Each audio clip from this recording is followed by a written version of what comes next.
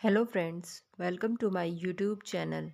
तो आज हम पढ़ने वाले हैं आरबीआई के बारे में कि आरबीआई कब एस्टैब्लिश हुआ, कौन से एक्ट के अंदर एस्टैब्लिश किया गया, इनिशियली इसका हेडक्वार्टर कहाँ था, कौन सी कमेटी ने इसे रिकमेंड किया, क्या क्या फंक्शंस है इसके।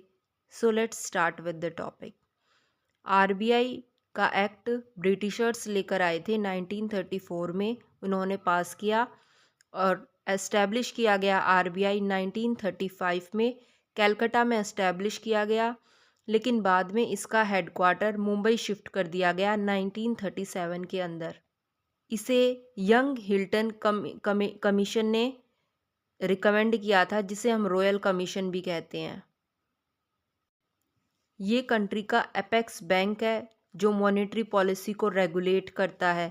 ये सभी बैंकिंग सिस्टम के ऊपर मॉनिटरिंग करता है, कंट्रोल करता है इन्फ्लेशन और डिफ्लेशन को इकोनॉमी के अंदर, मनी सप्लाई करता है इकोनॉमी के अंदर।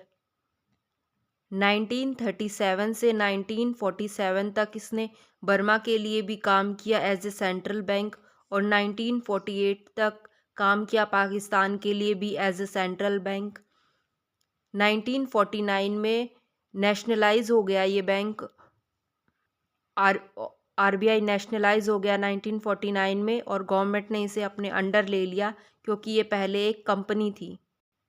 आरबीआई इंडियन बैंकिंग सिस्टम की बैकबोन है क्योंकि ये सारे मॉनेटरी पॉलिसी से रिलेटेड फंक्शंस को रेगुलेट करता है। आरबीआई के 4 जोनल ऑफिसेज हैं, एक दिल्ली में है, मुंबई में, कोलकाता, चेन्नई, और इसके 20 रीजनल ऑफिसेज हैं, 11 सब रीजनल ऑफिसेज हैं, एक गवर्नर है जो कि प्रेजेंट में संजय मल्होत्रा हैं, और 4 डेप्यूटी गवर्नर्स हैं।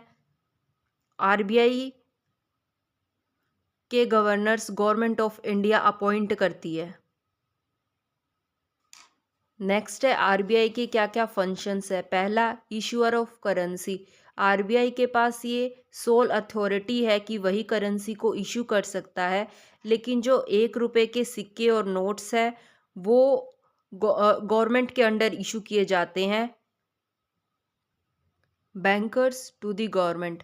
आरबीआई जो है गवर्नमेंट के लिए बैंकर, एजेंट और फाइनेंशियल एडवाइज़र के रूप में काम करता है। बैंकर के लिए के बैंकर के तौर पे ये कंपनी गवर्नमेंट के अकाउंट्स को मैनेज करता है, और एजेंट के तौर पर ये उसकी सिक्योरिटीज़ को सेल और परचेज़ करता है, और फाइनेंशियल एडवाइज़र के तौर पे ये पॉलिसीज़ को रेगुलेट करता है। थर्ड है lender of last resort. Crisis के टाइम पे आरबीआई बैंक्स को फाइनेंशियल हेल्प प्रोवाइड करता है। नेक्स्ट है बैंकर्स बैंक। आरबीआई बैंकों का भी बैंक है क्योंकि ये कमर्शियल बैंक्स और शेड्यूल्ड बैंक ये सारे के सारे आरबीआई के अंडर आते हैं, इसलिए ये बैंकर्स बैंक कहा जाता है। बिना आरबीआई के अप्रूवल के कोई भी बैंक नहीं बन सकता।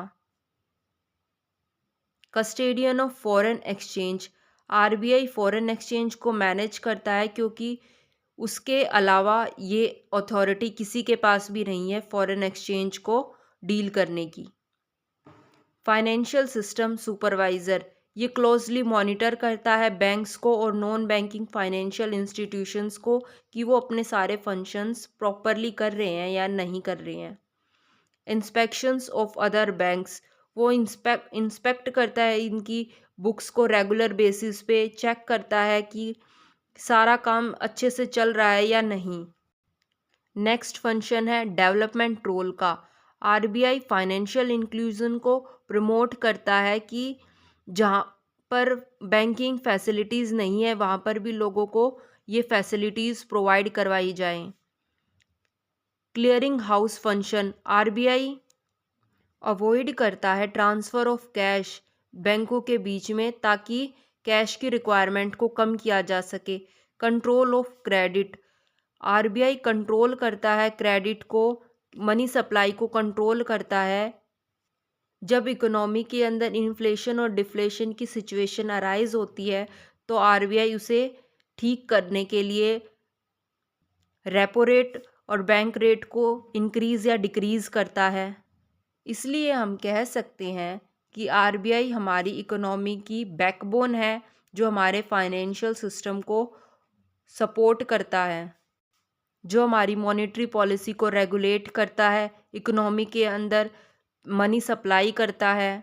ये बैंक्स को लाइसेंस प्रोवाइड करता है, नॉन बैंकिंग फाइनेंशियल इंस्टीट्यूशंस के लिए भी रूल्स रेगुलेशंस बनाता है ताकि वो स्मूथली काम कर सके। कुछ चीज़ें हैं जो आरबीआई नहीं कर सकता है, जैसे कि वो अब कोई भी इमूवेबल प्रॉपर्टी परचेज नहीं कर सकता है अपने नाम पे, किसी भी इंडस्ट्रियल अंडरटेकिंग के शेयर्स को परचेज नहीं कर सकता है, डायरेक्टली कस्टमर्स को लोन प्रोवाइड नहीं कर सकता है या कोई और सर्विसेज नहीं दे सकता है। अगर आपको मेरी वीडियोस पसंद आती हैं तो please like share and subscribe my YouTube channel for more videos.